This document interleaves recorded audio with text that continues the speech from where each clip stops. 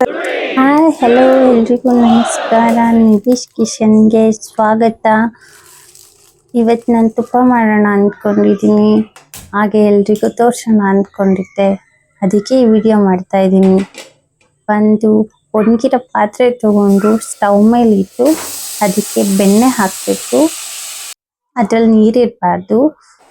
ಬೆಣ್ಣೆ ಎಲ್ಲ full melt ಆದಮೇಲೆ ಅದಕ್ಕೆ ಸ್ವಲ್ಪ ಉಪ್ಪು, ಸ್ವಲ್ಪ ಅರಿಶಿನ, ಕಲರ್ಗೋಸ್ಕರ ಅರಿಶಿನ ಯೂಸ್ ಮಾಡೋದಿದ್ರೆ ಮಾಡಿ, ಇಲ್ಲ ಅಂದರೆ ಬೇಡ. ಹಾಗೆ 10 to 12 ಪೀಸಷ್ಟು ಬೆಳ್ಳುಳ್ಳಿ, 3 ಚಿಟಿಕೆವಷ್ಟು ಮೆಂತೆ ಇಷ್ಟು ಹಾಕಿ ಅದು ಚೆನ್ನಾಗಿ ಕುದಿಬೇಕು. ಎಲ್ಲ ನೀಟಾಗಿ ಮಿಕ್ಸ್ ಆಗಬೇಕು. ಅದಾದಮೇಲೆ ಕೆಲವರಿಗೆ ಹಸು ಬೆಣ್ಣೆ, ಎಮ್ಮೆ ಬೆಣ್ಣೆ ಯಾವ ರೀತಿ ಇರುತ್ತೆ ಅಂತ ಗೊತ್ತಿರಲ್ಲ. ಹಸು ಬೆಣ್ಣೆ ಬಂದು ಸ್ವಲ್ಪ ಯೆಲ್ಲೋ ಕಲರ್ ಇರುತ್ತೆ, ಎಮ್ಮೆ ಬೆಣ್ಣೆ ಬಂದು ಸ್ವಲ್ಪ ವೈಟ್ ಇರುತ್ತೆ. ಹಿಂಗೆ ಕುದ್ದಾದ್ಮೇಲೆ ಎಣ್ಣೆ ಟೈಪ್ ಬರಬೇಕು ತುಪ್ಪ, ಸ್ವಲ್ಪ ಜಿಡ್ ಥರ ಇರುತ್ತೆ. ಅದಕ್ಕೂ ಮೇಲೆ ಕುದಿಬೇಕು. ಕುದ್ದಾದ್ಮೇಲೆ ಈ ಥರ ನೊರೆ ಬರುತ್ತಲ್ಲ, ಅದಕ್ಕೆ ನಿಮ್ಮ ಕಡೆ ವಿಳೆದೆಲೆನೂ ಯೂಸ್ ಮಾಡ್ಬೋದು ಹಾಕೋಕ್ಕೆ.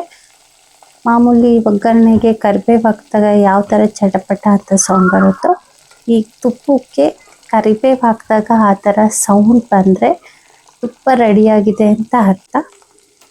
ನೀವು ಅದೇ ಗೊತ್ತಿಲ್ದಿರೋಕ್ಕೆ ಈ ಥರ ಅರ್ಥ ಮಾಡ್ಕೋಬೋದು, ತುಪ್ಪ ಆಗಿದೆಯಾ ಅನ್ನೋದಕ್ಕೆ ಸ್ವಲ್ಪ ಕರಿಬೇವು ಹಾಕಿದ್ರೆ ಗೊತ್ತಾಗುತ್ತೆ.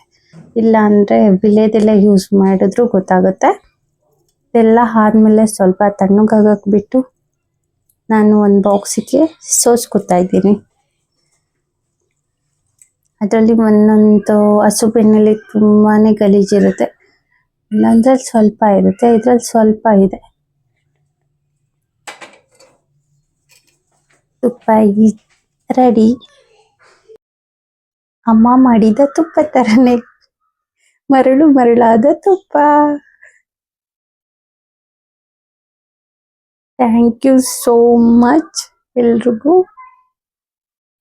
ನನ್ನ ವಿಡಿಯೋ ನೋಡಿದ್ದಕ್ಕೆ. Thank you.